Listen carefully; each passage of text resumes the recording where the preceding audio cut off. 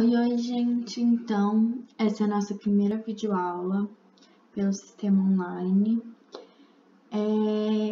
E nessa aula a gente vai falar sobre protozoos. Eu tinha falado na semana passada para vocês que a gente ia falar nessa aula sobre protozoos e começar a matéria de fungos. Mas para uma adaptação melhor de vocês com o sistema online e minha também, para a gente ver como vai ser a aula, a gente preferiu que nessa aula fosse só protozooses e semana que vem a gente começa fungos, tudo bem? Quero deixar claro para vocês que apesar de não termos nossos encontros presenciais, fiquem à vontade para tirar dúvidas, quero sugestões também de vocês de como melhorar o vídeo e boa aula, viu? Então tá bom. Semana passada a gente falou de uma protozoose, espero que vocês lembrem sobre a amebíase. E essa semana a gente vai começar a falar sobre a doença de Chagas, que também é muito importante porque ainda é muito prevalente no Brasil, mas não tanto quanto a amebíase, que a gente falou semana passada. Eu quero que vocês lembrem aqueles tópicos que a gente falou que eram importantes saber de cada doença. O agente etiológico, o tipo de ciclo heteroxênico ou monoxênico, os hospedeiros, o ciclo da doença, a transmissão e a profilaxia. Então, a gente vai falar desses 6 itens para a doença de Chagas também.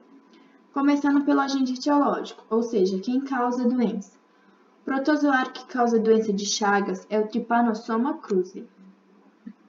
O ciclo da doença é heteroxênico, sendo que o hospedeiro definitivo é o ser humano, ou seja, onde ocorre reprodução assexuada ou onde o protozoário é ativo, é no ser humano. Então, o ser humano é o hospedeiro definitivo. O intermediário é o Triatoma infestans, que é conhecido popularmente como barbeiro. Ele é um inseto. E desse inseto, o que é importante saber é que ele habita a casa de pau a pique. Então, naquelas casas que são feitas de barro e de madeira, é lá que o barbeiro é mais frequente. Falando agora sobre o modo de transmissão da doença, o modo mais clássico de transmissão da doença é por meio das fezes do barbeiro contaminado. Vocês devem estar se perguntando, mas como assim pelas fezes? Vou explicar. O inseto, o barbeiro, ele se alimenta do nosso sangue. Então, quando a pessoa está dormindo, ele vai lá e pica. Na mesma hora que ele pica a pessoa para sugar o nosso sangue, ele também defeca. E aí, na fezes do barbeiro vai estar o parasita. E aí, quando a gente coça a ferida provocada pela picada do inseto, a gente abre a porta de entrada para o protozoário entrar no nosso corpo. E ele cai na corrente sanguínea. E aí começa a doença. Então, vamos lá. Recapitulando o modo de transmissão mais clássico. O barbeiro vai lá, pica a gente para se alimentar do nosso sangue, faz a digestão e defeca. Quando ele defeca, ele elimina o Trypanosoma cruzi que estava dentro dele. Quando a gente vai coçar a ferida que o barbeiro fez, a gente faz com que o protozoário que estava nas fezes do barbeiro entre na nossa corrente sanguínea e desencadeie a doença. Além dessa transmissão pelas fezes do barbeiro, também tem a transmissão por inoculação direta. O que seria isso? Por exemplo, quando a gente coça a ferida com as unhas, pode ser que alguns protozoários fiquem embaixo da nossa unha. Aí a gente coça e depois leva a mão no olho ou a mão na boca. A gente fez a inoculação direta do protozoário, ou seja, a gente levou o protozoário para a nossa corrente sanguínea. E esse é um dos meios também de transmissão. Transmissão vertical é quando a gente passa de mãe para filho, de mãe para feto. Quando a mãe é gestante, se ela for contaminada pelo Trypanosoma cruzi, a chance do Trypanosoma cruzi passar pela placenta e contaminar o feto. A transmissão por transfusão sanguínea é a última que eu quero destacar para vocês. Como ela ocorre? Quando algum paciente precisa de transfusão sanguínea, caso a agulha ou algum outro equipamento esteja contaminado pelo Trypanosoma cruzi, pode ser que o protozoário entre na corrente sanguínea também e desencadeie a doença. Agora a gente vai para a parte mais difícil da doença, para o ciclo da doença, mas que é importante vocês saberem. Tudo começa quando a pessoa coça a ferida, pela transmissão mais clássica, e o tripanossoma entra na nossa corrente sanguínea. Ele entra na nossa corrente sanguínea pela forma de tripomastigota, que é o protozoário ainda com flagelo. Depois que o tripomastigota entra na nossa corrente sanguínea, ele invade algumas células do nosso corpo, principalmente células musculares, como está mostrado aqui uma fibra muscular, ou células do sistema nervoso.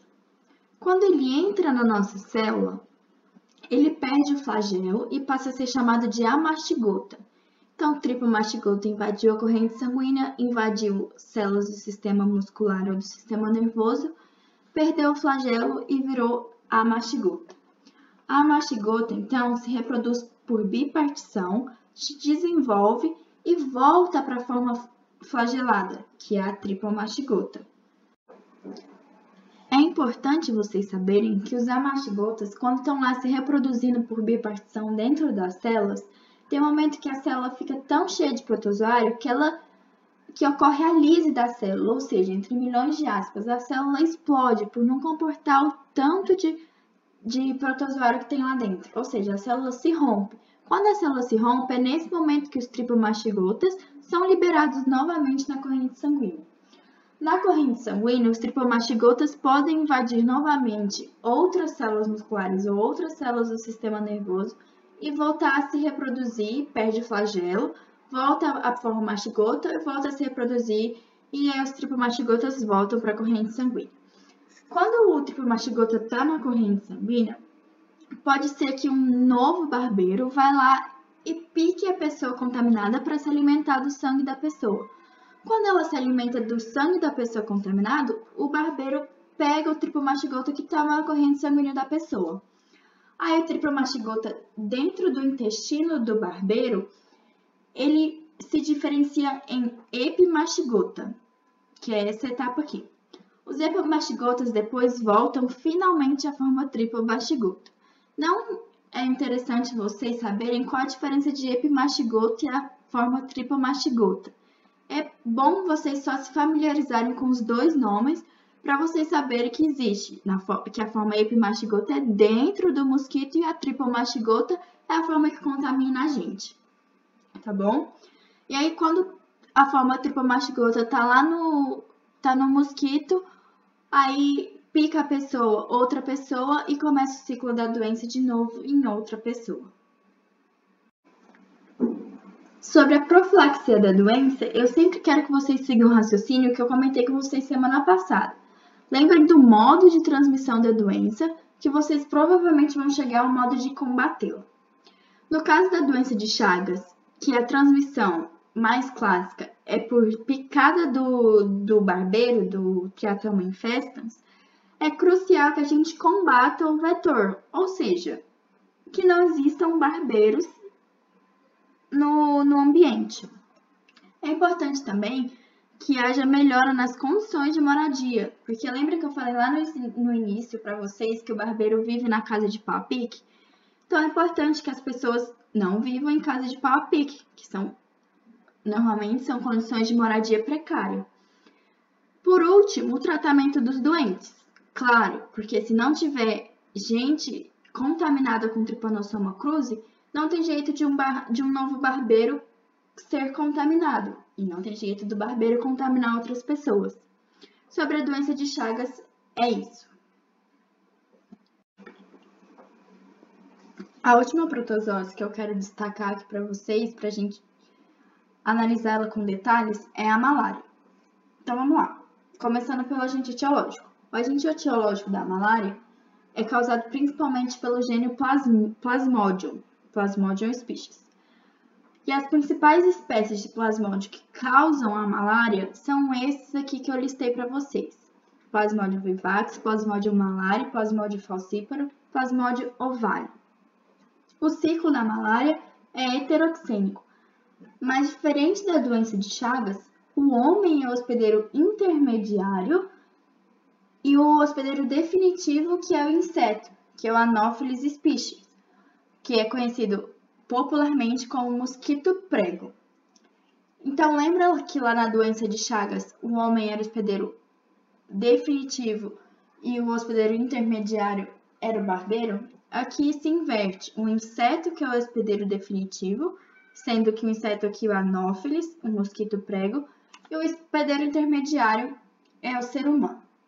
Quando eu explicar para vocês o ciclo da doença, vocês vão entender por que é invertido aqui na malária, tá bom? A transmissão é pela picada do mosquito fêmea. Se atentem a isso. Sempre tem que ser um mosquito fêmea, tá bom? Agora, antes da gente começar o ciclo da doença, que é a parte sempre mais difícil das protozoários, a gente vai ter que entender o processo de reprodução do plasmódio, que não é por bipartição igual ocorreu nas outras protozoários que a gente estudou. O plasmódio ele faz reprodução por um processo chamado de esquizogonia. Essa forma de reprodução consiste em primeiro de divisão do núcleo, formando uma estrutura multinucleada, ou seja, o protozoário, que é um ser unicelular, primeiro divide um núcleo, formando vários mini núcleos, e só depois a divisão do citoplasma, para gerar novos protozoários. Então, antes da divisão do citoplasma, tem a divisão do núcleo em vários pedacinhos, e só depois o citoplasma é dividido para gerar novos protozoários, e esses novos protozoários são chamados de esporozoítos ou merozoítos. Entendido como o plasmódio se reproduz, agora a gente vai entrar no ciclo da doença de fato. Então, tudo começa pela picada do mosquito fêmea, do Anopheles. No mosquito fêmea, tem a forma esporozoíta do plasmódio. Então, quando o mosquito fêmea pica a gente, ela libera dentro da gente a saliva, cheia de esporozoíto. Então, o que infecta a gente é o esporozoíto. O esporozoíto, quando está na gente, cai na nossa corrente sanguínea e vai lá para o fígado, como está aqui na figura. Lá no fígado, o esporozoíto invadem os hepatócitos. Os hepatócitos são as células do fígado. Dentro das células do fígado, os esporozoítos se multiplicam por esquizogonia e geram inúmeros merozoítos. Lembra que eu falei que no processo de esquizogonia se geram esporozoítos ou merozoítos? Pois é, dentro do fígado, dentro do hepatócito, o esporozoíto se multiplica por esquizogonia e gera vários merozoítos. Os hepatócitos, agora cheios de merozoítos, se rompem, que é a lise celular que a gente comentou lá na doença de Chagas também. E aí, quando a célula se rompe, os merozoítos vão para a corrente sanguínea ou invadem outras células do fígado. Quando os merozoítos caem na circulação sanguínea, eles também invadem as hemácias. E aí, quando os plasmódios invadem as hemácias, eles utilizam o oxigênio, a glicose, a hemoglobina e outros nutrientes que estão na hemácia para formar os seus gametócitos. Os gametócitos são estruturas de reprodução do plasmódio, tá bom? Então, só recapitulando, depois que entra no fígado, se multiplica por esquizogonia, forma o merozoíto. O merozoíto é liberado na corrente sanguínea e invade outras hemácias, mas o merozoíto também lá no fígado pode invadir outros hepatócitos. Quando invade a hemácia, o plasmódio utiliza dos nutrientes que tem na hemácia para formar os seus gametócitos. De novo, gametócitos são estruturas de reprodução. Essa imagem eu separei para vocês para a gente reforçar o processo de reprodução do plasmódio, que é um pouco mais complicado mesmo. Então, vamos começar pela picada do mosquito. A forma do plasmódio que infecta a gente é o esporozoíto, que cai na nossa corrente sanguínea e vai lá para o fígado. No fígado, o esporozoíto sofre esquizogonia para formar o merozoíto. Os merozoítos invadem outras células do fígado ou caem na corrente sanguínea. Quando os merozoítos caem na corrente sanguínea, os merozoítos invadem as hemácias e os merozoítos utilizam dos nutrientes da hemácia para formar os gametócitos. Os gametócitos, então, são liberados na corrente sanguínea. E aí vem outro mosquito fêmea do Anopheles pica a pessoa contaminada e adquire os gametócitos. Agora, dentro do anófeles, dentro do mosquito, ocorre diferenciação dos gametócitos em gameta masculino e gameta feminino. Dentro do mosquito, então, ocorre a fecundação dos gametas para formar um zigoto. Então, reforçando de novo, é por isso que o hospedeiro definitivo da malária é justamente o anófeles, porque é no anófeles que ocorre a reprodução sexuada do protozoário.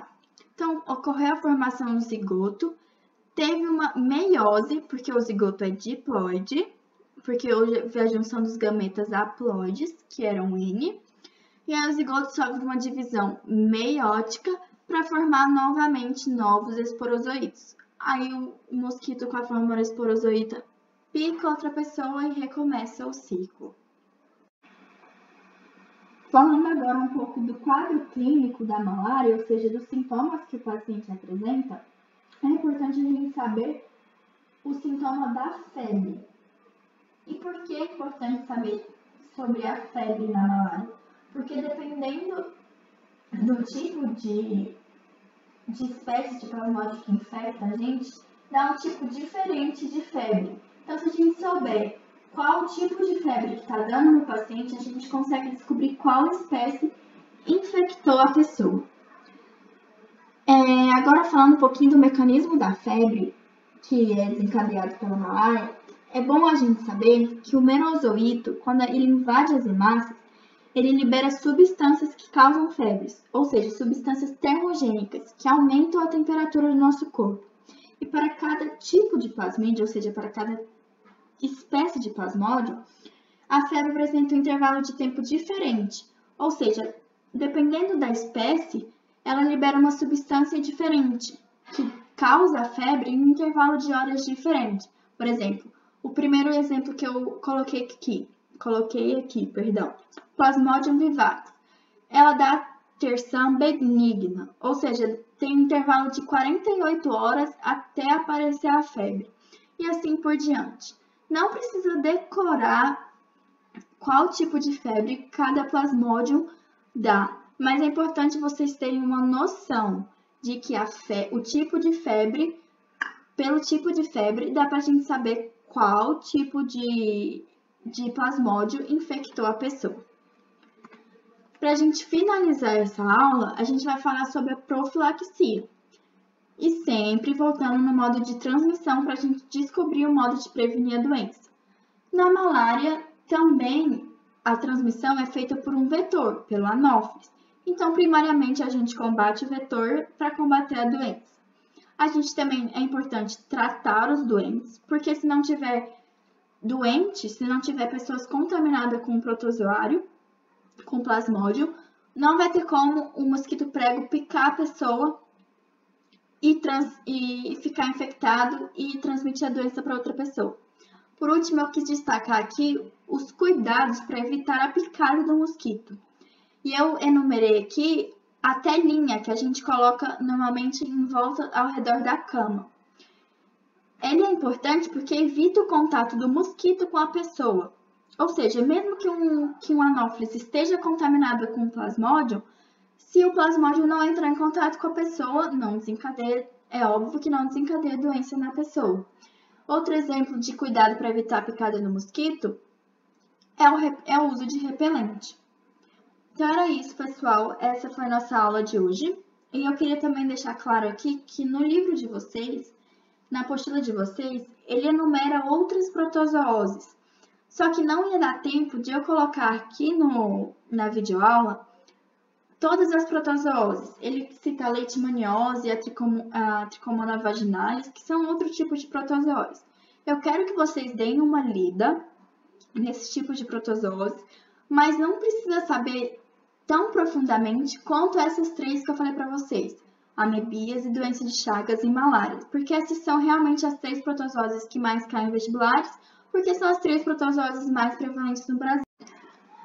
Então, deem uma lida nessas outras protozooses. Se tiverem dúvida, podem me perguntar, mas não precisa saber com tantos detalhes igual essas outras três que eu falei. É isso. Eu espero que tenha sido boa essa videoaula. Desculpa às vezes que a voz trava, que a gente se confunde um pouquinho. É a primeira vez que eu tô fazendo videoaula. Então a gente vai se adaptando ao longo do tempo com isso.